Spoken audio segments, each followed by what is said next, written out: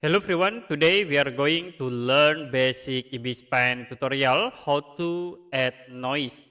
So for example, I will draw simple sketch. And if you want to add noise, you can create new layer. Now you can go to filter tools and then click on artists option.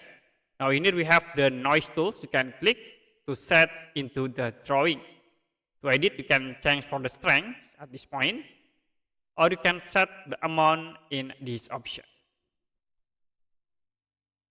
Okay, another option you also can set for the blending mode in these tools. So there are a lot of options. You can use darken, overlay, or default to be set into the normal. If you done, you can click OK to add the noise. Okay, that's it for basic Ibis Pen X tutorial, how to add noise. If you have any question about tutorial, you can comment below this video.